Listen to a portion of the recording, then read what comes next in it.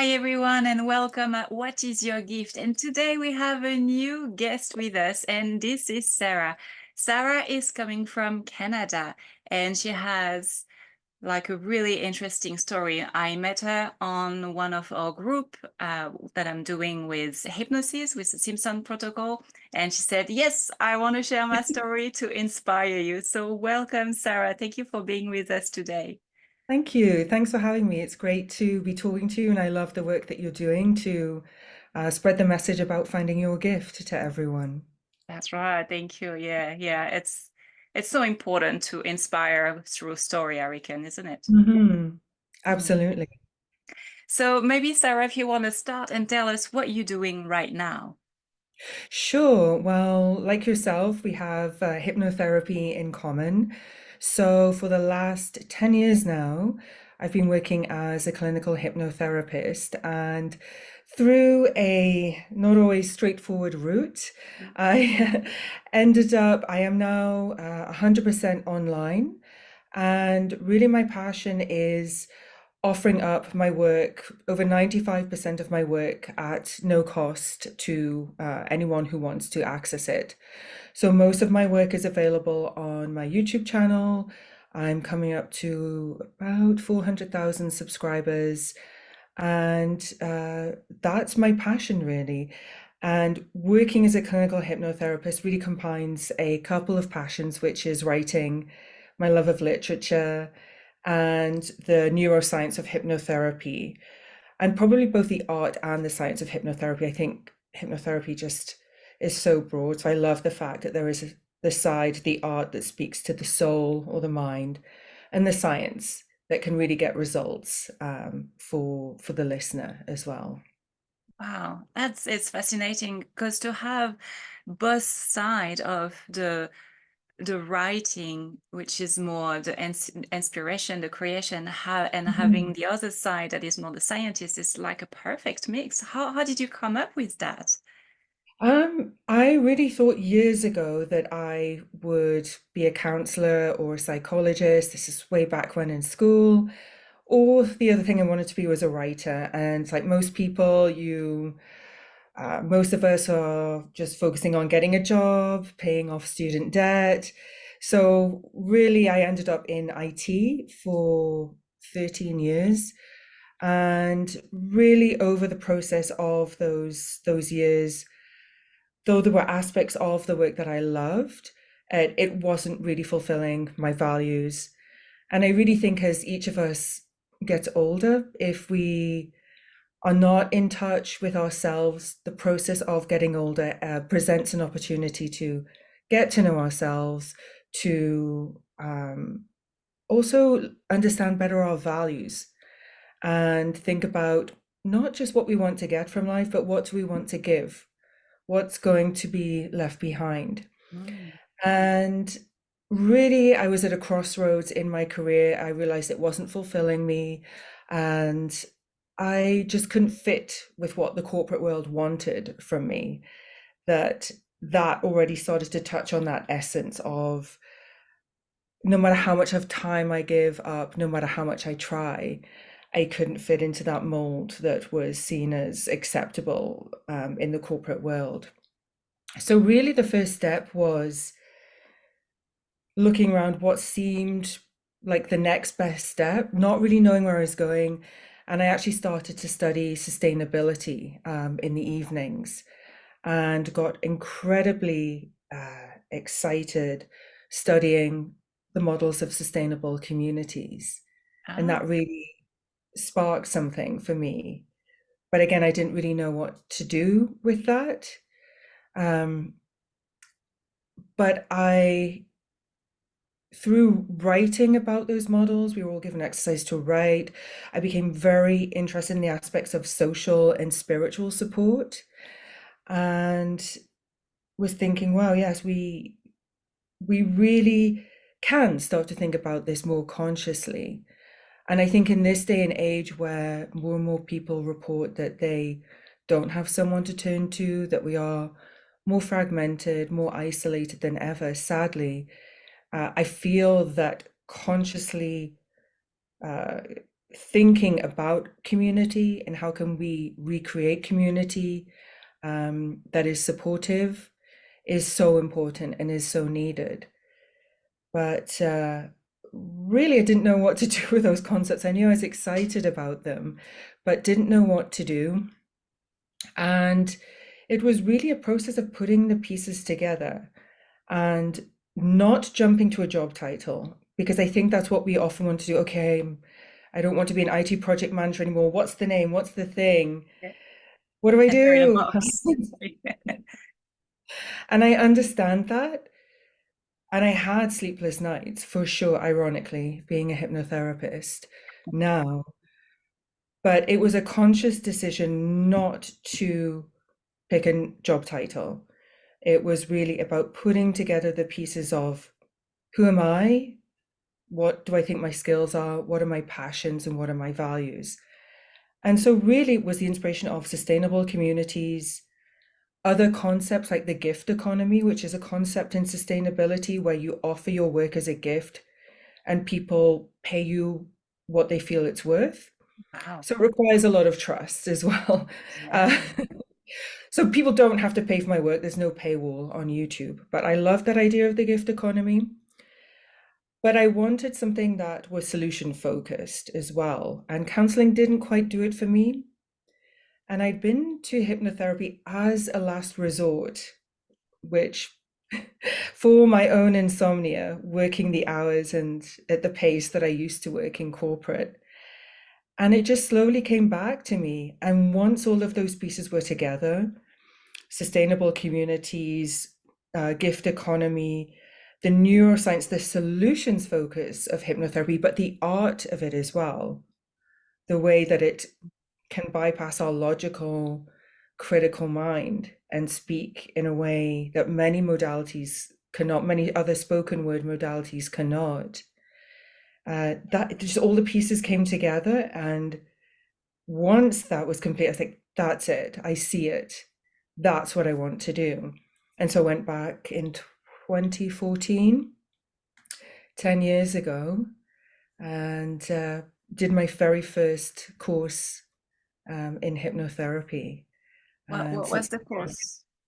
I did really an introduction, so did the 3 levels to get to clinical hypnotherapist with a wonderful woman called Sherry Hood, who still lectures in medical hypnosis at the University of Alberta in the Faculty of Medicine.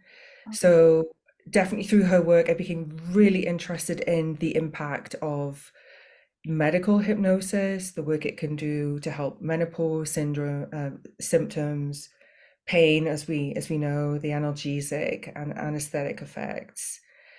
But since then, I've done uh, pure medical hypnosis, which is on my channel for pain relief and to support healing. So it's not a replacement, but to help support healing.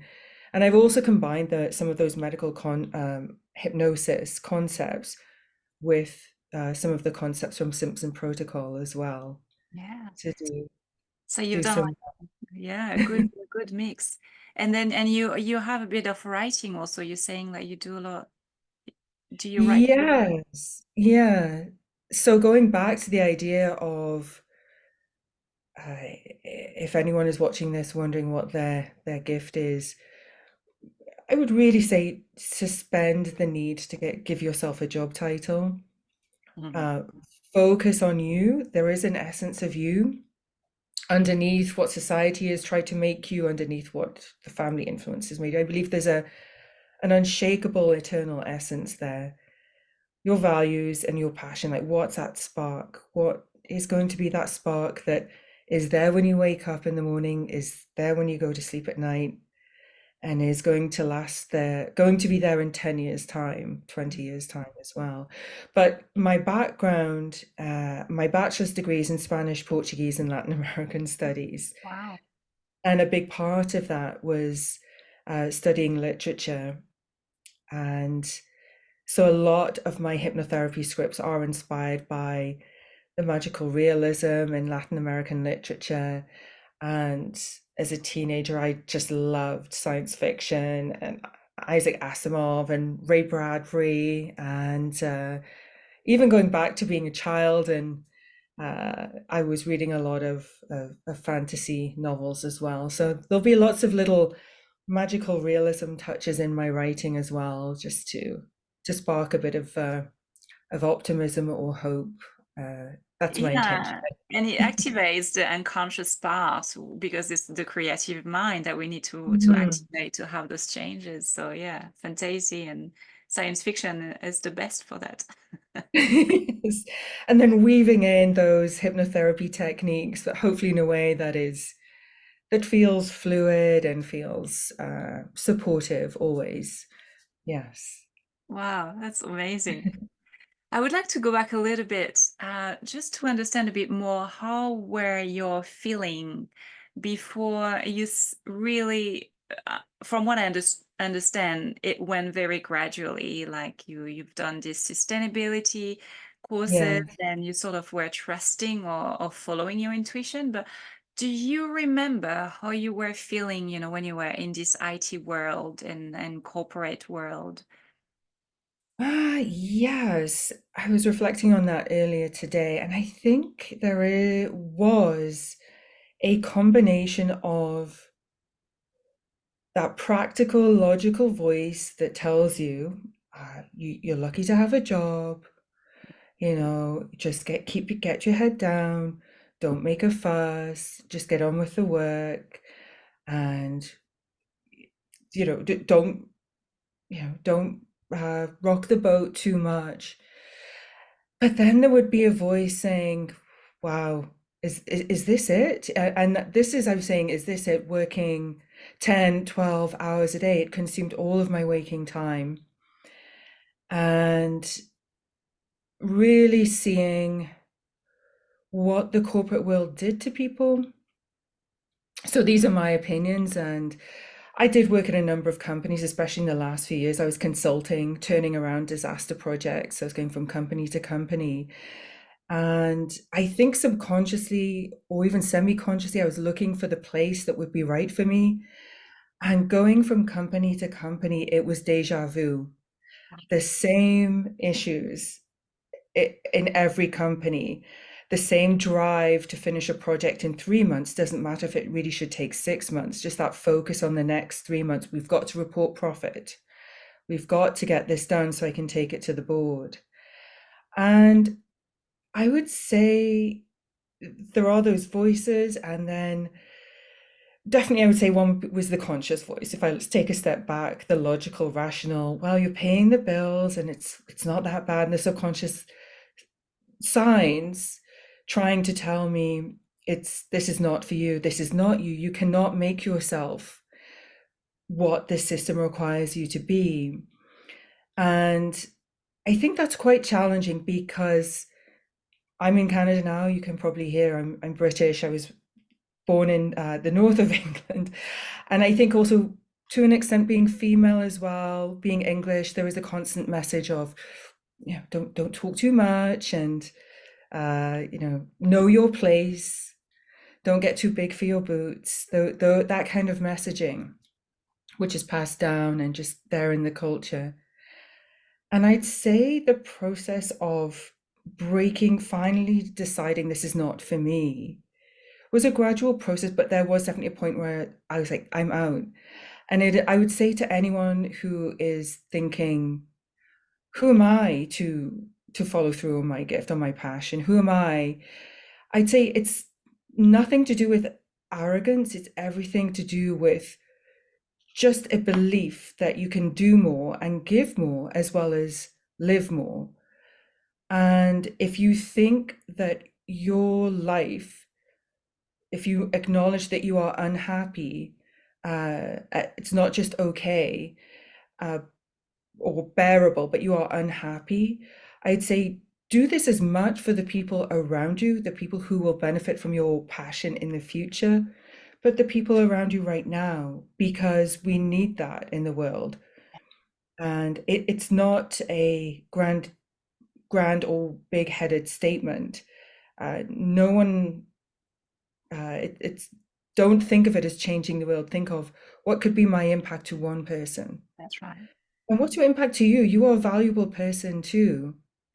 You deserve to live a fulfilling life. So I think that really, as much as my logical mind has dictated a lot of decisions, and I think there was just a point where I can't convince myself anymore. And I think that was a process of testing out so many possibilities, seeing company after company, going through that deja vu, Mm. and realizing that there's a part of me that can never fit in with this, no matter what. And I think it took so much time, and I have criticized myself at times for taking so long to make the decision, and I that's not helpful.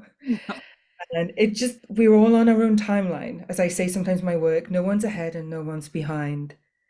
We are Mm. all on the timeline where we need to learn our lessons That's to right. advance. So it can be confusing, it can be scary, but uh, you can consciously decide to transform that fear to courage just by acting, just by Mm. taking the next step, one step at a time. Yes. I love that. And it really makes me think when we step into our passion and we want to create something, whether it's our business or just create a passion beside what we're Mm. doing already, it's constantly going in the unknown, but going in the unknown is like going through our own intuition, like starting trusting, like it's what you when you started to listen more the voice of this little intuition saying like, yeah, it's just what is gonna fulfill yourself rather than this logical mind. And it's when we start jumping into this side, it's when magic happens, because for some reason we sort of held in it's invisible, but we are sort of protected. I don't know if you have had this feeling when you started to go into this journey. Yeah, um I think initially it was a bit of an unraveling process for me. So not to dissuade anyone, I think everyone's journey is different. Yes. But I think that for me, one of the things I remember is just the reaction I got once I left the corporate world. And it was at that time I mentioned I was a consultant. So I was 6 months, 1 year in different companies. I wasn't a lifelong employee anywhere. I wasn't a long-term employee anywhere. And I left very quietly, and there was no grand announcement and nothing. And people one by one heard that I was not in corporate anymore, and they just started to reach out, and all individually, and a very consistent negative line of questioning. And I would say to anyone, protect your dreams, protect your dreams. And that was a real surprise. At first, I was confused. Why are people asking me what I'm doing? But then there was reactions like I would talk about this concept of low cost and no cost support for all. And people would say to my face, one person said, "You will never make any money." Another person said, "Well, it sounds like you're failing already," because I was losing money. And so I just say to anyone, protect your dreams. So I think there was a bit of an unraveling, really seeing Mm. that shadow side of society's psyche, that I believe does exist, where there is this invisible prison, I'd say, which tells people, no, this is all you can hope for in life. Settle for this and make sure everyone else stays in their place too. And it's psychological, whatever you want to call it, but that reaction was a shock to me. But then I think there was a process of realizing, oh, I have this freedom, and you have to just keep going and realize my dreams are my own. I'm not asking for favors from anyone. I'm not asking for anything from anyone, nor do I have to give answers to anyone. Mm. So that was the realization. And I think there were definitely hard times. It's quite something. As busy as I was, you remember every day if you're losing money. And I got chronically ill, which I mentioned to you when we were talking before.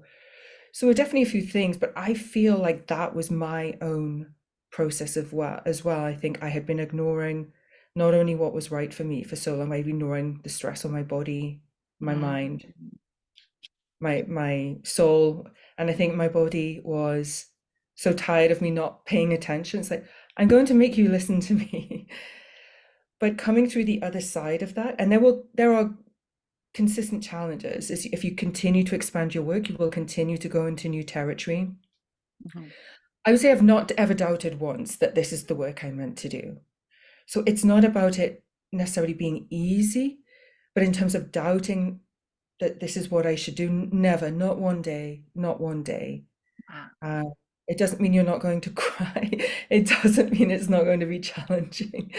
It doesn't mean you're not going to make mistakes. I've made so many mistakes, and recently, but in terms of the doubt, no, no doubt about that. And then I think for me, there's still work to do to trust more. And when I do choose to trust, the support is there in an intangible way. That's right. It's this Yes. invisible cushion I was talking. No matter what the society and the conventional structure is telling us, there is this invisible cushion that is within that we can't. It's not tangible, but it's there, and it's what is driving us always forward into this unknown. Mhm. Yeah, Yes, absolutely. yeah, wow. And so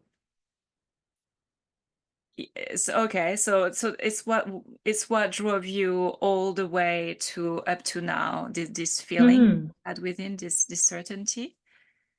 Yes, I think so. And I did, like I say, try out a few different ideas. I was very passionate about making support and therapy accessible, as my own experience going to hypnotherapy as a last resort. I remember reading in one of the free papers an advert for help with insomnia.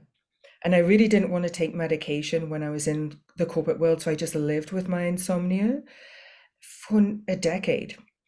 Oh, And so I called up the, yes, I called up this company as a last resort, which I would love to be part of people going to hypnotherapy as the first option or as one of the first options as a comprehensive set of support.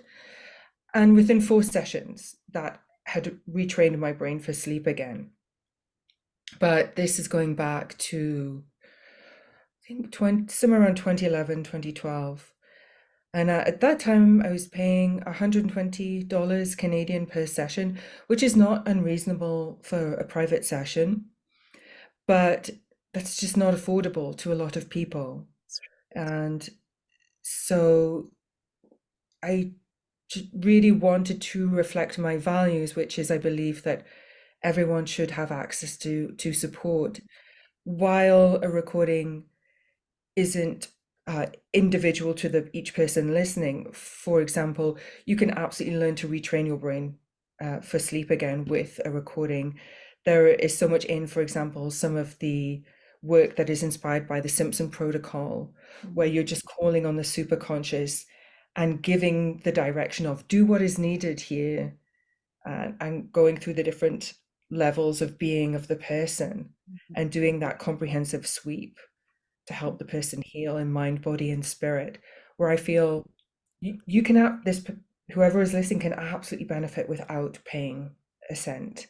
mhm, Uh, so that's really uh, what I wanted, was to offer up the work, but remember that the work can or the value can manifest in many different ways. So trying out offering up uh, private hypnotherapy sessions for free, it just didn't work. mhm, I would get no shows or late shows, and so working one on one, trying to live the gift economy, it didn't work. But it doesn't mean it's not a possibility. So actually getting ill and having to give up my private practice because I was housebound, my health was very unpredictable mhm, from day to day, meant that I turned to online really as the only option. But it ended up being an opening into offering up my work for free Mhm. online instead of in person and reaching an even bigger audience. So yes, that was a, an unfortunate set of circumstances that ended up being the opening to the way I believe I was meant to offer my work. Absolutely. Wow. And how does that feel? Like how is it now to do that online? Do you feel a balance? I think that I am now 10 years on, I would say I haven't probably lived in balance, and it's certainly turning 50 this year is a moment to pause and to now put in place uh, greater self-care. And Mhm. I think would say that I am working with more balance at this point now, and in putting in place more practices for self-care. It feels um, difficult to appreciate what you are doing because it is online, but I'd say every week I'll see some comment that really expresses to me uh, the reason why I'm doing my work. If someone speaks to having struggled with something for years and found support, or still struggling, and that will be an inspiration. There'll be something in that comment which I'll think about for days and days and think, how could I help this person? So I'd say even though it's you see a lot of numbers in terms of subscribers or listeners, it's a bit unreal. It always still comes down to how can I help one person at a time? And that's a way to stay focused, I think, on the work ahead. Mm. So you have your YouTube channel and have you created like a community already? Like do you have a group and people can coming in? Not yet, no, but that is something that I'm going to be building on this year. So I will be doing an audio newsletter and a way for people to submit questions to me so they can actually get private answers from Mm. me. And again, this will be at no cost. So I know some people feel comfortable commenting on YouTube, but when I receive emails or other forms of messages, I realize not everyone is comfortable commenting online, and I want to hear from everyone. I want to create a space where people can speak up and let me know what is happening in their lives, what their successes are, what their challenges are, where they still need support. So I have some of that in place with the way I'm engaging with customers, but I don't want any kind of paywall there. So I am going to be creating a way that people can contact me and submit questions in private as well and receive a response at no cost. Yes. Wow, that's amazing. So I have this question because what you are setting up is it seems to be it's funny because I've got a really good friend of mine very close and she's in a similar way of creating this new business. And how do you, because you saw ahead of the collective, that's true, the collective consciousness of the way we are thinking about like having a business and be able to be sustainable, supporting our lives. How do you find this balance? Like how do you pay the bills? So YouTube provides most of that to Okay, me. great. So that took a long time. So I'd say is definitely a long-term uh, Mm. growth process. And to a smaller extent, people can pay $10, $12, so a fraction of what it would cost to pay for a session to download an MP3. And then I do have donations. So again, a small amount of that people can give back in kind, and that's I'm really appreciative to the people that do donate and give back. And so all of those pieces together mean that I can make a living. Wow. So that's how I make it work. Yes. And it's so amazing to hear because I believe it's the future. I believe it's the future because, as you say, we can really reach everyone, the people that cannot afford and the people that can afford, and it's really englobing and having everyone. So it's amazing to hear from someone and it's working because I believe it really can inspire so many people.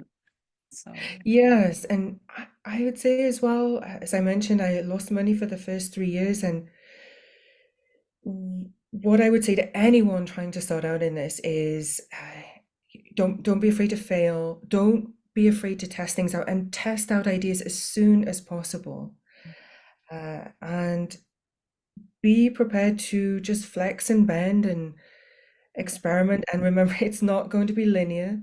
So no, success isn't linear, but failure is never final either. no, It doesn't have to be all or nothing every time you're trying something out that's new. Test something out for a week, test it out with part of your money, part of your time, and approach it as an experiment. And I think that's the biggest challenge because you and I and people working in what we love, we do it because we love. So it can hurt when something doesn't come to fruition or not as soon as we would expect. And I'd say the biggest things that caused me pain were really my own expectations. I really mm, thought I would be making money uh, within 2 years. So my stepfather worked for himself, and he said, "Yeah, it took me 2 years to make a living." And so I was like, "Okay, 2 years. 2 years is what it's going to be for me." yeah, No, there's no timeline. So for myself, I had to just slow down my expectations once I recovered from chronic health. The third year, once my health was better, I was working two other jobs to make ends meet. But I never once thought about giving up. mm, And I didn't see it as a step back. It was a slowing down, but I was never ever going to stop my work. And when I took on new work, I said, I'm never going back to an office. So I chose outdoor work and paid yeah, off my debt yeah, and kept the YouTube work alive, worked on my work when I could, and uh, then eventually was able to return to hypnotherapy full time. So I think what I would say to that point is you can compromise your work, don't compromise your ultimate vision though. You mm, may have to compromise in the short term, uh, I doing side work or in other ways, but this does not mean a compromise of the vision. mhm, The practical day-to-day needs, you can meet those and still have this vision of your work, and that vision is possible. yeah. Yeah, oh, wow. Yeah, yes, I love that. And that reminds me also, what do you think, and what would you tell to people that they're at the beginning of the journey, or they really have this passion in mind, that they want to, maybe they're procrastinating a little bit too much, Mhm. but they know, for example, they have this course or they have something they need to invest in, but there is this fear of investing. What would you tell them? What would be your, yeah, your insight about that? If you can, if there is someone you can talk to who has gone through something similar, do that. Mhm. I would say one thing that was missing for me coming from the corporate world and not really feeling like I almost feeling rejected by the system as if I was coming out of some bubble. Yeah. I was really missing support. So I'd say find a community, a Facebook community, a local community, even if they are not working in the same profession as you, people who are working in their passion, do that and really focus on finding the moral support and look at what other people are doing from a practical standpoint, but you really want that moral support, that mindset support. Yes. And if you're feeling that you don't have enough time, do something half an hour, 1 hour every day, and focus on one, if you can, one thing at a time. That's something I didn't do. I felt I had to work on everything all at once because I think as much as the corporate world survives because it inculcates a mindset of scarcity and Mhm. fear. There's That's not right. enough time, there's not enough money, someone else wants your job. If you don't keep these people happy, you might lose your job. You've got a job today, will you have it tomorrow? I think the entrepreneur world can do that as well. Yeah. And the world of working on your passion, you are self-employed, you are an entrepreneur. And as I said before, no one is ahead, no one is behind. It might seem that people are further along in some aspects. It might seem that they are producing more, but just focus on doing one thing well or good enough. And don't get hung up on perfection, because you will continue to learn. Your idea of what is perfect, first of all, perfect isn't necessary. I've made so many mistakes and continue to make mistakes, whether it's spelling mistakes in my social media posts or focusing on the wrong thing in terms of my script writing, my voice quality, knowing nothing about how to record with good quality when I started out. You just don't know what you don't know to a certain extent, but focus on just getting better. That forget about the idea of perfect, and if it's overwhelming, do 1 hour per day and then leave it. But do Mm. something every day, break it down. Yeah. I love that. Yes, it's as you were saying, taking actions just one step at a time. Yes, yes. Yes. Wow.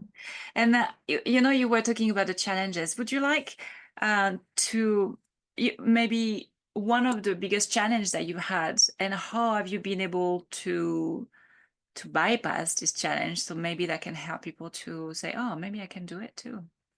Oh gosh, I think a challenge, let me think about that. I think that one of the challenge is we don't believe it's possible because we don't see the path. We That's do right. not see the full path. And I talked earlier about suspending the need to give yourself a job title. Mm, It might be but that you already know if you're fantastic at art, you'll be an artist in some way, but there's many different ways, for example, to be a painter.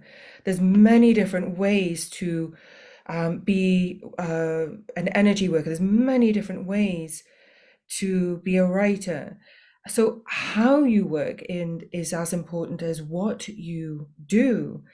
Um, so even when I was in the process of figuring out what I wanted to do next, and that sensible, practical voice would speak up every now and then and say, okay, figure it out. That's enough of exploring. And so at one point, I just decided, okay, it's corporate sustainability. That's what I'm going to do, because I'm in the corporate world and I'm studying sustainability, and sustainable communities speaks to my values. So I'm just going to join the dots and make it work. So I started applying for corporate sustainability jobs. I did one IT project, and I got turned down. I didn't even get an interview. I applied and I got accepted for a very respectable MBA, Cornell Queen's MBA, because they had a big corporate sustainability component. And uh-huh. again, I was trying to make myself fit in that mold. And I think the big realization for me was I'm still looking for approval. I'm still looking for someone to give me the work, to give me a job. And in a way, I'm looking for approval. I'm looking to be accepted. And once I realized I don't need anyone to approve of my work, I don't need anyone to give me a job. Sorry if my dogs are barking in the background, if you can hear that. They've A probably little seen a bit, squirrel it's so good. outside. We Yeah. have squirrels stealing the seeds that we leave out for the birds. uh, that was a little breakthrough, that we don't realize the invisible prison that we create in our minds. We don't realize the invisible barriers that we create. We think the logical mind is the most powerful. Mm, It truly isn't. But at some point, I realized that I don't need someone to give me approval. I can create that work. And mm, that doesn't come from a sense of entitlement. It's an awful lot of work. It's just, no, I can do this hard work to create this space, to create this role for myself from nothing. That yeah. is possible. And I think that was one of the biggest challenges that I overcame, was just realizing everything is under my control in a way. I have the power to create something from nothing. Wow. And so we kid ourselves that because I can't see how I'm going to get from Well, today I'm living on an acreage, and my nearest neighbor is 2 kilometers away. Our very first visitor was a grizzly bear when we moved in 2.5 years ago. Wow, that's And amazing. how did I get there from living in one of the biggest cities in Canada 10 years ago? And it meant, city to town, to living in quite compromised circumstances, to then be able to move to the acreage. And we think the steps don't exist because we can't see them, but Hmm. every step you take, you will see more of the path. You will see more of the path. So I think that's the biggest hurdle I've overcome is time and again believing there is no path, but just saying, okay, I'll take the next step. What can I see from here? And then slowly but surely, you will progress on your journey and you will end up where you're meant to be, doing the work you're meant to be doing. Yeah, and keeping this vision that you were saying also, like always having that in mind that this is where I want to be, even though it will change, I'm sure, along the way. But yeah. Yeah, absolutely. You've hit on a really good point, which is the vision will change and expand. It's organic. And what keeps you true, what keeps you on track is that knowing of self, Mm. that knowing of your values, and Yeah. that understanding of your passion. All three of those will work to give you that guidance and knowing that truth, connecting to that truth within you. Because I think along the way, we see models of how other people are working and we feel, oh, I should be like this, I should be like that. And if you know who you are, know your values, know your passion, and why are you doing this? Why am I doing this? Then you will stay on track. It will take some twists and turns, but you will stay on Yeah. track. And actually, I think you learn your value and you learn you you, you discover yourself through this journey. Because Yeah. I don't know you, but it feels like when I'm looking a few years back, I'm like, I've been able to achieve all that. Never, ever 10 years ago, I would have seen myself where I am now. Because every challenge is like, every challenge, as you say, is like realizing, wow, okay, it's just one little pebble on the path, and I can goes crossover. But before it was like a mountains, but because you start believing and trusting and knowing your value, you're like, wow, I'm so resilient. Hmm. There's a lot of learning, I believe, when you start the entrepreneurial journey. Absolutely. And you've hit on a really good point, which is that resilience. Yeah. And I think sometimes people think resilience is not shedding a single tear or Mhm. not feeling struggle. I think that people feel it is embarrassing to struggle. Yeah. But if you care, then you will feel maybe from time to time, maybe struggle's not the right word. Don't, I used to listen to this video again and again by Les Brown, who was just a voice that really inspired me when I was losing money or ill or something had gone wrong. And it's quite cheesy, but I love the North American culture for that inspirational voice that is sometimes missing from the British cultural voice. I love some of that to hear those voices and that voice of just don't be afraid to fail. And if Mm. you can't do everything, do a little thing. That was the voice of Les Brown. Just do a little thing every day and don't be afraid to fail. And that I think that's it is resilience is not ever failing and not ever feeling that it can be a struggle or things aren't working out as you expected. Resilience is really about learning and recovering, getting up again and again and trying again and again. Uh, I'd say that's resilience as well. And we have to process our emotions and Mm. we have to keep one eye on this reality here and now, whether it's gaining, okay, I have bills to pay, but as you said, keep an eye on that vision. That's your guiding light. You That's can right. take turns in the path, but you will see that vision. You keep an eye on that vision, that will keep you navigating overall in the right direction. Yeah. Yes. Yeah. I love that because I can see. I guess maybe it's with the hypnosis, like we tend to have a lot of images in mind. I can really see this horizon and I keep, and then the boat, sometimes there is some waves that will drag you somewhere else. But yeah, you just keep on this horizon. Yeah, yes.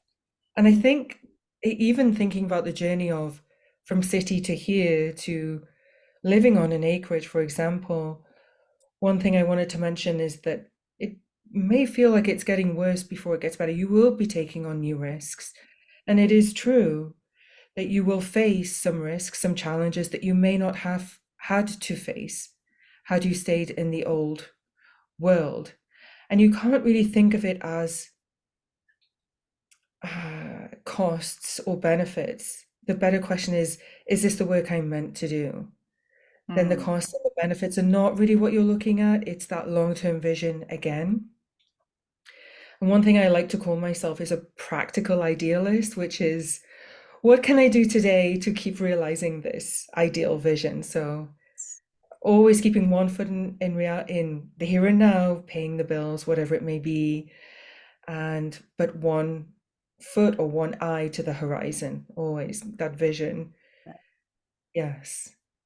wow.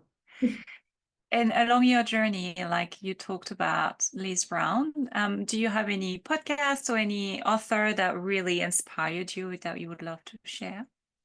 Definitely Les Brown, because his own background was really inspiring to me. And I just think he has this wonderful quality of voice that just resonates with the strings of my soul, if my soul were an instrument. And his own story was incredibly inspiring that he was adopted and was considered a term that is definitely not okay these days, but he was considered developmentally delayed until he met one teacher himself this one day and said, "Oh well, I'm considered this phrase," and the teacher said, "Don't ever call yourself that ever again." And what he has achieved with his own life is truly inspiring, and he just speaks to me in a way that resonates for me. Mm. The other speaker was actually another YouTuber, a younger man actually called Luso, and one of his videos went viral in Spanish, and it was called "The Road to Success." Mm. And I just watched that video over and over again to remind myself why I'm doing my work. And he would speak to, you are told to be realistic, but the person who created something that could actually fly in the airplane was not being realistic. The person who created a boat of steel that could cross continents was not being realistic necessarily. They did something that has never been created before. And so that resonated for me too. Mm. And I think that comes back to the point of whoever is out there, get someone who can support you in your mindset more than anything else.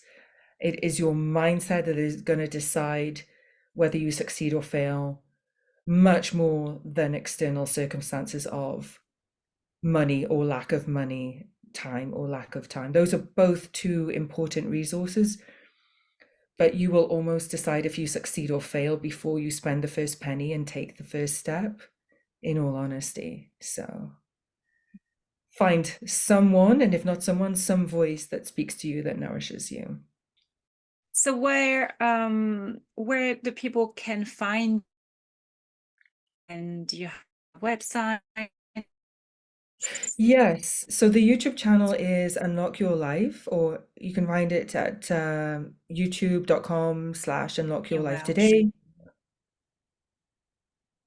And Mhm. oh, I'm so sorry, the network is breaking up a little bit. And then I have two offerings, which is my website, unlockyourlifetoday.com. And the other offering I have is a program, Think Yourself Slim, which is really the culmination of 10 years of my own work to overcome my own issues with eating disorders and almost a lifetime of diets. And I'm going through revamping that again because I've learned so much from the people who have taken on the program, and I'm incredibly passionate about not only expressing how diets don't work, but also getting people to reconnect to their bodies and to themselves again, because there is a concept of living well or slim, whatever people's idea of slim may be, and it's different for everybody. The mantra still continues to be eat less, work out more, and that's really doesn't even get close to the issues that I think many people have with themselves and their own bodies and their own self-image. So I am revamping the program to incorporate some of the wonderful aspects of hypnotherapy, the medical hypnosis, to work on hormone rebalance, which is a challenge for women, especially, and men as we go through menopause. But there's a huge component which is reconnecting to your own body, self-esteem, acceptance of emotions, because whatever gender you identify with, we live, I'd say, pretty consistently in a society in whichever part of the world that says some emotions are not acceptable. Mhm. So those can often be the emotions that we eat. So really helping people understand what's happening when there are those triggers for emotional eating. So it's a program that tackles 15 aspects of what it means to attain and maintain your ideal healthy weight. And I emphasize the healthy. And so that thinkyourselfslim.com is that website, and that the updated program will be out later this year. Wow, that's fantastic. I think we need to do another interview just for that.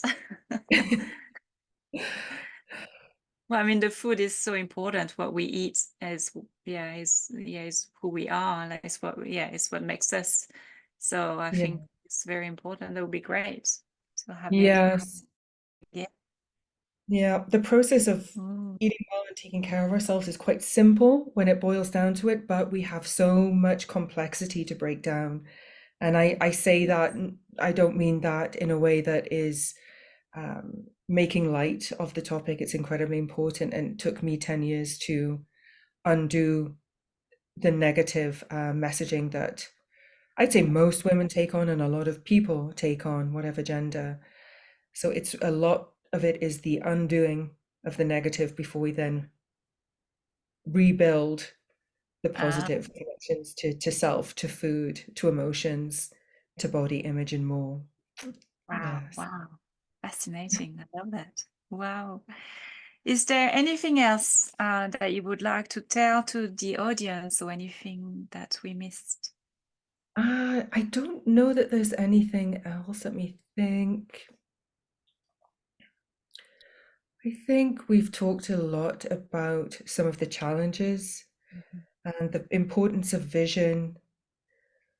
And it can, I'd say, perhaps the only other things which I think I've hinted at, is that the process of working on your dreams or manifesting your purpose or working aligned to your gifts and skills and passion, it can sometimes feel very ordinary on a day-to-day basis.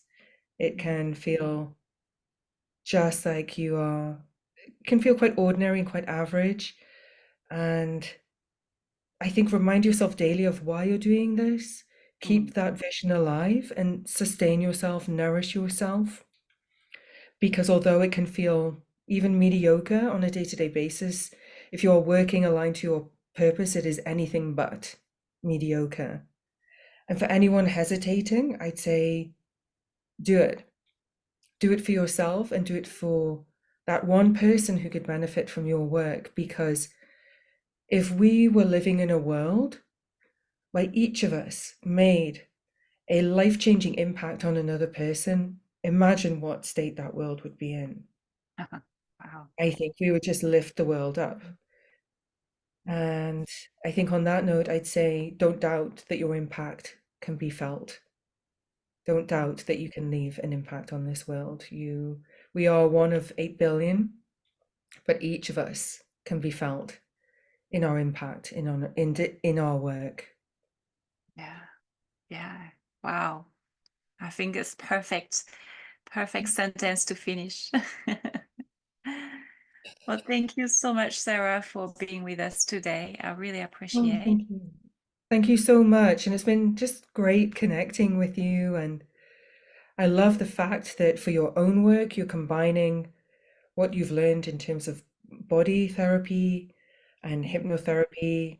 And you yourself, the two of us are coming at hypnotherapy from different angles and working uniquely. And that on its own is inspiring.